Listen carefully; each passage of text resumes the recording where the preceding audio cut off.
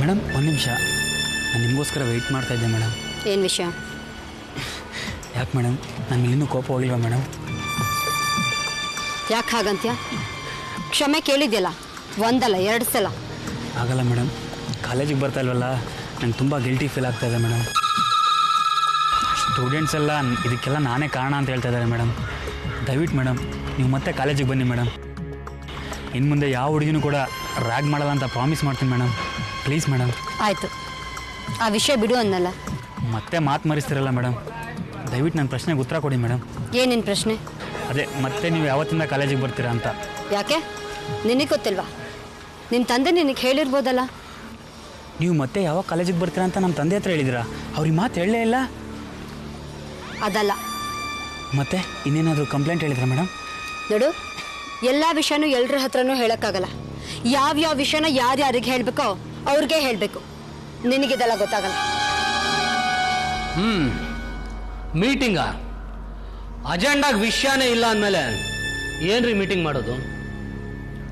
ಬಂದು ಕೂತು ತಿಂದು ಹೋಗೋದು ಅಷ್ಟೇ ತಾನೇ. There is no meeting without eating ಅಂತ ಗಾದೆನೇ ಇದೆ ಅಲ್ವಾ? ಅಂಕಲ್, ಆಯ್ತು ಇಡ್ತೀನಿ. Uncle, uncle. ಯಾಕೋ, ಏನಾಯ್ತು? ಬೇಗ ಬನ್ನಿ ಅಂಕಲ್, ಇಲ್ಲಾಂದ್ರೆ ದೊಡ್ಡ ಅನಾಹುತ ಆಗುತ್ತೆ.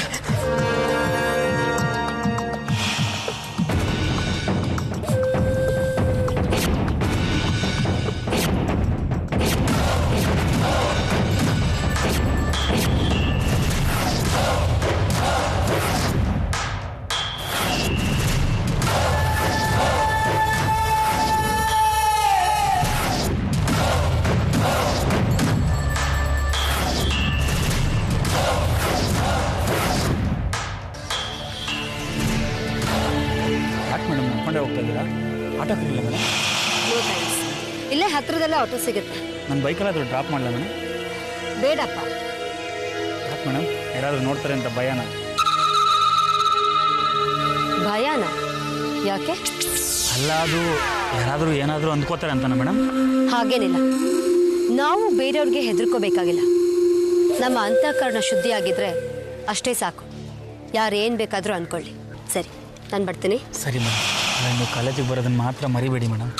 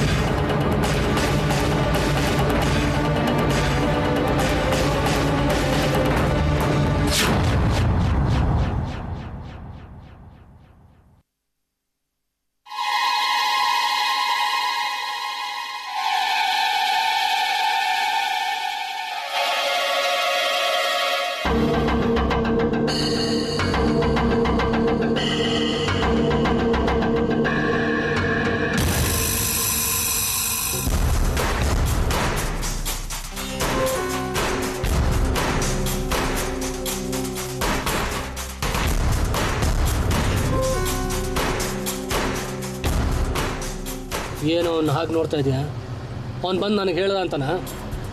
ಅಪ್ಪ, ಅವಳು ಮಾಡಿರೋ ಅವಮಾನನ ನೀವು ಮರ್ತಿರ್ಬೋದು, ಆದರೆ ನಾನಂತೂ ಮರೆಯೋದಕ್ಕೆ ಸಾಧ್ಯನೇ ಇಲ್ಲಪ್ಪ. ನಿನಗೆ ಮಾನ ಇದ್ದರೆ ತಾನೇ ಅವಮಾನ ಆಗೋಕ್ಕೆ. ಡ್ಯಾಡಿ, ನೀವು ನನ್ನನ್ನು ಇನ್ಸಲ್ಟ್ ಮಾಡ್ತಾ ಇದ್ದೀರಾ. ನೀನು ಹಾಳಾಗ್ತಾ ಇದ್ದೆ. ನೀನು ಮಾಡಿರೋ ಗನಂದಾರಿ ಸಾಹಸದಿಂದ ಆ ಹುಡುಗಿ ಬಾಳು ಯಾಕೆ ಹಾಳು ಮಾಡ್ತೀಯ? ನನಗೆ ಬೇಕಾಗಿದ್ದು ಅದೇ. ಅವಳ ಮುಖ ನೋಡಿ ಎಲ್ಲರೂ ಅಸಹ್ಯ ಪಡೋದು, ಆಗಲೇ ನಂಗೆ ತೃಪ್ತಿ ಸಿಗೋದು. ದೊಡ್ಡ ಅಧಿಕಾರ ಇರೋರ ಮಕ್ಕಳು ಮಾಡೋದೇ ಹೀಗೆ. ಕೋಪದಲ್ಲಿ ಕುಯ್ಕೊಂಡಿದ್ದ ಮೂಗು ಶಾಂತವಾದ್ಮೇಲೆ ಬರೋದಿಲ್ಲ ಕಣೋ. ನಿಂದು ಹಾಗೆ ಆಗೋದು. ದೊಡ್ಡದಾಗಿ ಪೇಪರೆಲ್ಲ ಹಾಕಿರೋರು ಪಾಪ್ಯುಲರ್ ಪೊಲಿಟಿಕಲ್ ಲೀಡರ್ಸ್ ಅನ್ಪಾಪ್ಯುಲರ್ ಸನ್ ಕಮಿಟ್ಸ್ ಹೀನಿಯಸ್ ಆ್ಯಕ್ಟ್ ಅಂತ ನಿನ್ನ ಜೊತೆಗೆ ನನ್ನ ಮಾನನು ಹೋಗೋದು. ಹೋಗ್ಲಿ ಬಿಡಿ ಅಂಕಲ್. ಥ್ಯಾಂಕ್ಸ್ ಕಣೋ ಪ್ರದೀಪ, ನೀನು ಇದ್ದಿದ್ದಕ್ಕೆ ಇವನು ಬಚಾವಾದ. ನೀನು ಯಾವಾಗಲೂ ಇದ್ದು ಫಾಲೋ ಮಾಡೋಕ್ಕಾಗುತ್ತೇನಾ? ಇನ್ನು ಮುಂದೆ ಇವನು ಹೀಗೆ ಮಾಡಲ್ಲ ಅನ್ನೋದಕ್ಕೇನು ಗ್ಯಾರಂಟಿ? ಐ ಆಮ್ ಸಾರಿ ಡ್ಯಾಡ್, ಇನ್ಮೇಲೆ ಈಗೆಲ್ಲ ಮಾಡಲ್ಲ. ಬೇಕಾದರೆ ಮೇಡಮ್ ಮತ್ತೆ ಸಾರಿ ಕೇಳ್ತೀನಿ. ನಿನ್ನ ಸಾರಿ ಯಾವಾಗಲೂ ಅರ್ಥ ಕಳ್ಕೊಂಬಿಟ್ಟಿದೆ. ಅದು ನಿನ್ನ ಮ್ಯಾನರಿಸಮ್ ಆಗಿಬಿಟ್ಟಿದೆ. ಮನಸ್ಸು ಬದಲಾಗಬೇಕು. ಹಿಂಸೆಯಿಂದ ಯಾರನ್ನೂ ಗೆಲ್ಲಕ್ಕಾಗೋದಿಲ್ಲ ಕಣೋ. ಹಿಂಸೆಯಿಂದ ಹುಟ್ಟೋದೆ ಪ್ರತಿಹಿಂಸೆ. ಡೇ, ಪ್ರಪಂಚದಲ್ಲಿದ್ದ ಡಿಕ್ಟೇಟರ್ಸ್ ಏನೋ ಮಾಡಿದ್ರು, ಮಾಡಬಾರ್ದು ಮಾಡಿದ್ರು, ಕೊನೆಗೆ ಅವ್ರ ಗೋರಿನ ಅವರೇ ಕಟ್ಕೊಂಡ್ರು. ಅದೇ ಗಾಂಧೀಜಿ ನೋಡು, ಶಾಂತಿಯಿಂದ ನಮಗೆ ಸ್ವಾತಂತ್ರ್ಯ ತಂದುಕೊಟ್ರು ಕಣೋ. ಎಚ್ಚರ, ಹುಷಾರು. ನಾನು ರಾಜಕೀಯದಲ್ಲಿ ಇಮೇಜ್ ಬಳಸ್ಕೊಬೇಕು ಅಂತ ಇರೋನು. ಅದಕ್ಕೆ ಮೇಷ್ಟ್ರ ಸಹಾಯ ತುಂಬ ಅಗತ್ಯ ಇದೆ. ನನ್ನ ಇಮೇಜ್ನ ಡ್ಯಾಮೇಜ್ ಮಾಡಬೇಡ. ನಾಳೆ ನೀನು ನನ್ನ ಉತ್ತರಾಧಿಕಾರಿ ಆಗೋನು. ವೈಲೆನ್ಸಿಂದ ಯಾರನ್ನೂ ಗೆಲ್ಲಕ್ಕಾಗೋದಿಲ್ಲ, ಪ್ರೀತಿಯಿಂದ ಗೆಲ್ಬೋದು.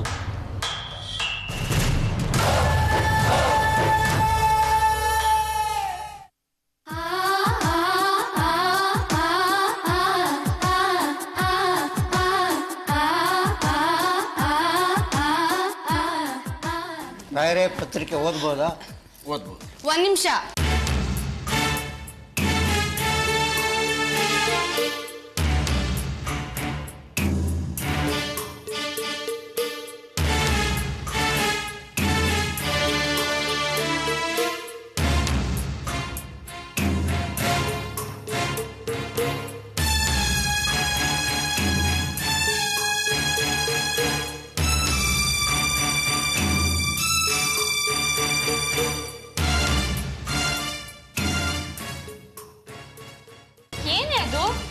ಎಲ್ರದ್ದು ಕಾಫಿ ತಿಂಡಿ ಎಲ್ಲ ಆಯ್ತಲ್ವಾ? ಅಯ್ಯೋ ನೀನ್ ಬಿಡು, ಕಾಫಿ ತಿಂಡಿ ಅಂದ್ರೆ ಕಾಯ್ತಾ ಇರ್ತೀಯ. ಅಲ್ಲ ಕಣೆ ಮಂದಾರ, ಹೀಗಾದ್ರೆ ಹೇಗೆ? ಏನೇ ಹೇಳ್ತಾ ಇದೀಯ ನೀನು? ಅಲ್ಲ ಕಣೆ, ಗಂಡ ಹೆಂಡತಿ ಆಗ ಕೊಟ್ಟಿರೋರು ಪರಸ್ಪರ ಮಾತಾಡೋದು ಬೇಡವಾ? ಅಯ್ಯೋ ನನ್ ಬಂಗಾರ, ಎಲ್ಲ ಮಾತುಕತೆ ಆದ್ಮೇಲೆ ತಾನೇ ಎಂಗೇಜ್ಮೆಂಟ್ ಮಾಡ್ತಾ ಇರೋದು. ಹಾಗಲ್ಲ ನನ್ ಚಿನ್ನ, ಮಾತುಕತೆ ಆಡಿರೋದು ಅಪ್ಪ ಅಮ್ಮ ಮತ್ತೆ ಅತ್ತೆ ಮಾವ. ಮಂದಾರ ಧೀರಜ್ ಹತ್ರ ಮಾತಾಡಿದಾಳ, ಗಗನು ದಾಮಿನಿ ಹತ್ರ ಮಾತಾಡಿದಾನ. ಲೇ, ಇನ್ ಮುಂದೆ ಜೀವನ್ ಪರ್ಯಂತ ಮಾತಾಡೋದು ಇದ್ದೇ ಇರುತ್ತೆ ಬಿಡು. ಅದೆಲ್ಲ ನನ್ಗೆ ಗೊತ್ತಿಲ್ಲ. ನಿಶ್ಚಿತಾರ್ಥಕ್ಕಿಂತ ಮುಂಚೆ ಹೆಣ್ಣು ಗಂಡು ಮಾತಾಡ್ಬೇಕು.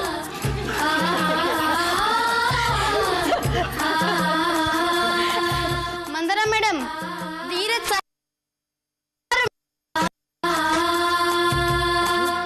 ನಿಂತೊಳ್ಳೆ ಕಾಟ ಆಯ್ತಲ್ಲ. ದಾಮಿನಿ ಮೇಡಮ್, ಗಗನ್ ಅವ್ರನ್ನ ಕರ್ಕೊಂಡು ಈ ರೂಮ್ಗೆ ಹೋಗಿ. ಅದೆಲ್ಲ ಏನು ಬೇಡ ಬಿಡೆ. ನೀವು ಹೋಗ್ತಿರೋ ಇಲ್ವೋ? ಅವಳು ಹೇಳೋದು ಸರಿ, ನೀವು ಹೋಗಿ ಮಾತಾಡ್ಕೊಂಡು ಬನ್ನಿ. ಎದ್ದೇಳಿ, ಇನ್ನೇನು ಯೋಚನೆ ಮಾಡ್ತಾ ಇದ್ದೀರಾ?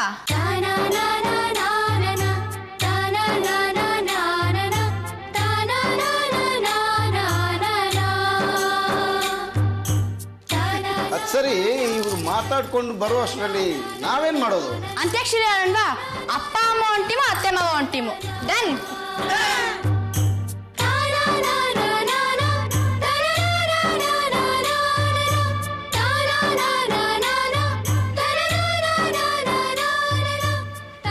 ದಾಮಿನಿ, ನಮ್ಮ ನಿಶ್ಚಿತಾರ್ಥ ಅಂತೂ ಮಾಡ್ತಾ ಇದ್ದಾರೆ.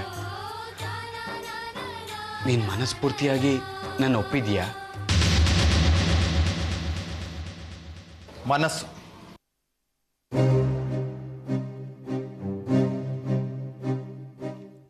ಮನಸ್ಸನ್ನು ಯಾರು ತಿಳ್ಕೊಂಡಿದ್ದಾರೆ ಹೇಳ?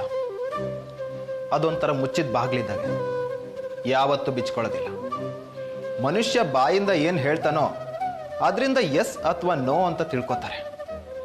ತಿಳ್ಕೊಬೇಕಾಗತ್ತೆ. ಈಗ ನೀವು ಹೇಳಿ, ನಿಮ್ಮ ಕಡೆಯಿಂದ ಎಸ್ ಆರ್ ನೋ?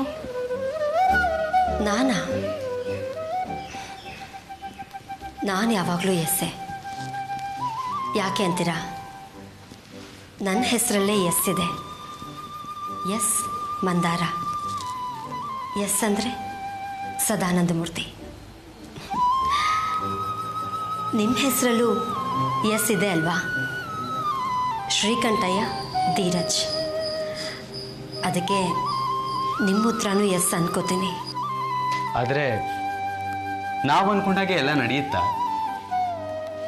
ಇಲ್ಲ. ನೀನು ಕೇಳಿದ್ಯಾ marriages are made in heaven ಅಂತ.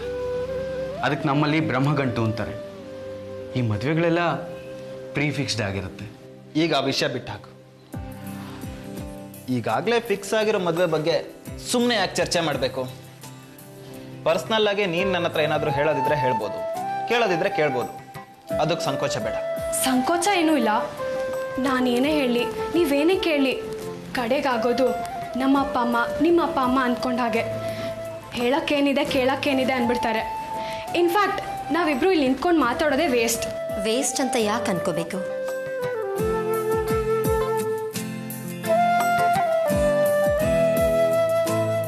ನಮ್ಮ ನಿಮ್ಮ ಟೇಸ್ಟ್ ಬೇರೆ ಬೇರೆ ಅಂತಲೇ ಇಟ್ಕೊಳ್ಳಿ.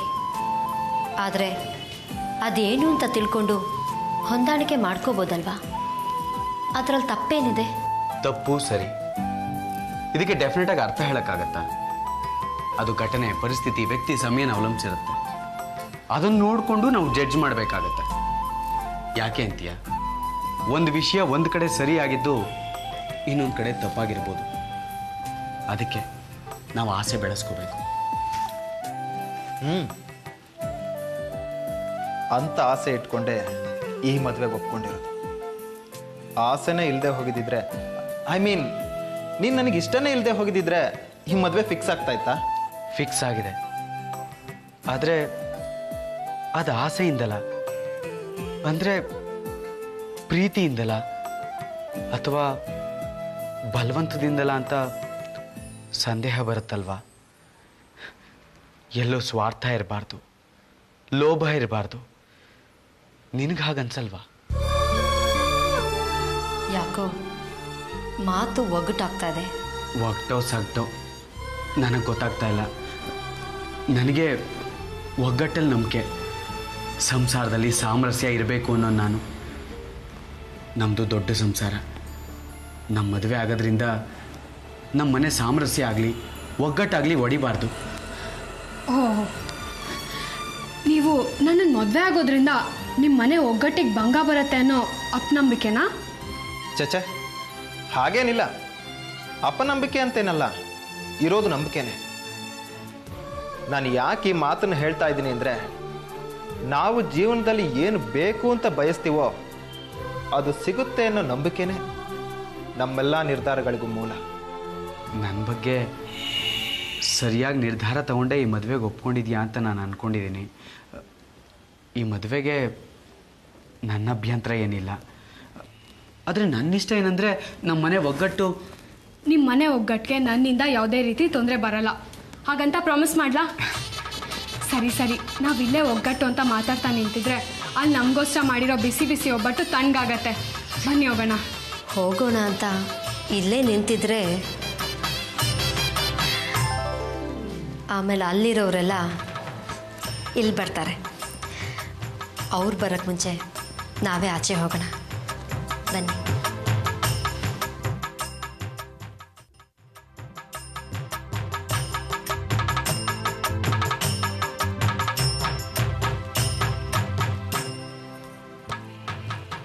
ಏನು ನಿವೇದಿತಾ, ಇವ್ರು ಇನ್ನೂ ಬರಲೇ ಇಲ್ಲ? ಸರಸವಾಗಿ ಮಾತಾಡ್ಕೊಂಡು ಕೂತ್ಬಿಟ್ರಾ ಅಥವಾ ಸ್ಟ್ರಾಂಗ್ ಆಗಿ ಡಿಬೇಟ್ ನಡೆಸ್ತಿದಾರಾ? ಏನು ಅರ್ಜೆಂಟ್ ನಿನಗೆ? 100 ವರ್ಷ ಬಾಳಿ ಬದುಕಬೇಕಾದವರು ಅಟ್ಲೀಸ್ಟ್ 3 ನಿಮಿಷನಾದ್ರೂ ಮಾತಾಡೋದು ಬೇಡವಾ? ಲೇ, ನಿಂದ ಅತಿ ಆಯ್ತು ಕಣೆ. ಅವ್ರೇನು ಬೇರೆ ಅವರ ಸೋದರ ಮಾವ ಸೋದರತೆ ಮಕ್ಕಳು ಒಬ್ರನ್ನೊಬ್ರು ನೋಡೇ ಇಲ್ವಾ? ನೋಡಿದಾರೆ ಕಣೆ, ಆದರೆ ಚಿಕ್ಕವ್ರು ಇರ್ಬೇಕಾರೆ. ಈಗ ದೊಡ್ಡವರಾಗಿದ್ದಾರೆ. ಯಾರ್ಯಾರ ಬುದ್ಧಿ ಹೇಗೆ ಬದಲಾಗಿದ್ಯೋ. ಆಗ ನೋಡು ಬಂದ್ರು.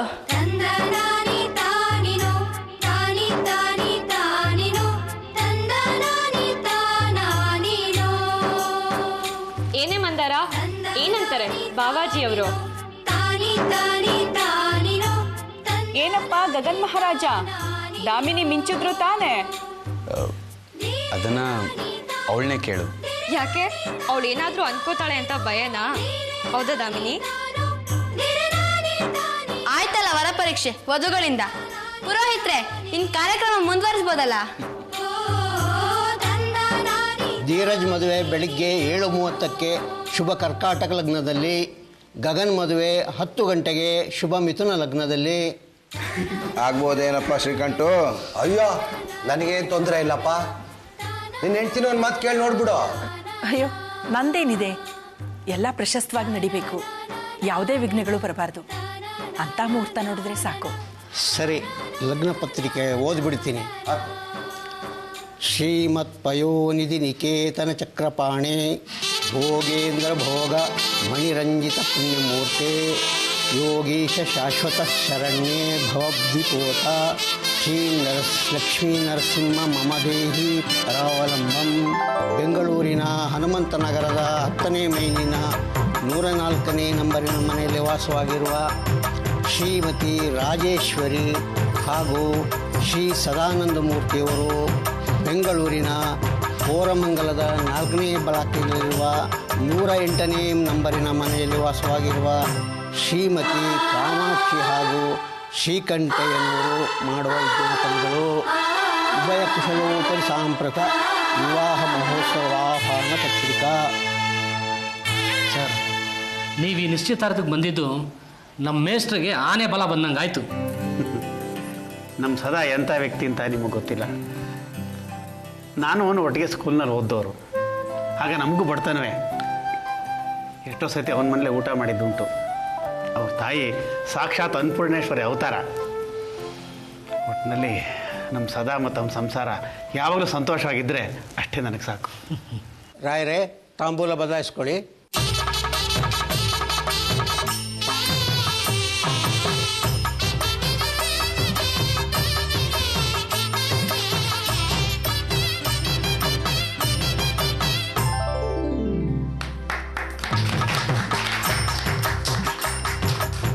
ಆಯ್ತಲ್ಲ ಬಾವಾ, ಎಲ್ಲ ಸುಸೂತ್ರವಾಗಿ ನೆರವೇರ್ತು. ಮುಂದಿನ ಕಾರ್ಯಕ್ರಮ ನಡೆಯೋದು ಬೇಡವಾ? ಇನ್ನೇನು, ಊಟ ತಾನೇ ಆಗ್ಬೋದು. ನಿನ್ಗಷ್ಟೇ ಗೊತ್ತಿರೋದು, ಸುಮ್ಮನೆ ಕೂತ್ಕೊಳ್ಳೋ.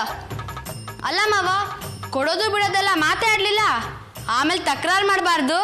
ಏ ಪುಟ, ಸ್ವಲ್ಪ ಸುಮ್ಮನಿರು. ಇವಳು ಯಾವಾಗಲೂ ಸ್ವಲ್ಪ ಹೀಗೇನೆ. ಏನು ಕೇಳಬೇಕು? ನಾನು ಕೇಳಿದ್ದೆಲ್ಲ ಕೊಡಿಸ್ತೀಯಾ? ಕೇಳಿ ನೋಡೋಣ. ಹಾಂ, ನನಗೆ ಈ ಮನೆಯೇ ಬೇಕು ಅನ್ನಿಸ್ತಾ ಇದೆ. ಕೊಡಿಸ್ತೀಯಾ? ಏನು ಬಾವ? ಅಪ್ಪನೇನು ಕೇಳ್ತೀರಾ? ಕೊಡ್ತೀವಿ ಬಿಡಿ. ಕೊಟ್ಟಾಯ್ತು ಅನ್ಕೊಳ್ಳಿ. ನೀವೇನು ಗಗನ್ ಕೊಡಲ್ವಾ? ಅಪ್ಪ ನೀನು ಕೇಳಲ್ವಾ? ನಾನೇನು ಕೇಳಲ್ಲಮ್ಮ. ಒಂದು ಕೆಲಸ ಮಾಡು, ನನ್ನ ಪರವಾಗಿ ನೀನೇ ಕೇಳಿಬಿಡು. ಆಯ್ತಪ್ಪ, ಇವಾಗ ನಿಮಗೆ ಕೊಟ್ಟಿರೋ ಆಸ್ತಿನ ವಾಪಸ್ ಗಗನ್ಗಂತ ಕೊಡಿ. ಅವಾಗ ಲೆಕ್ಕಾಚಾರ ಸರಿ ಹೋಯ್ತು ತಾನೆ?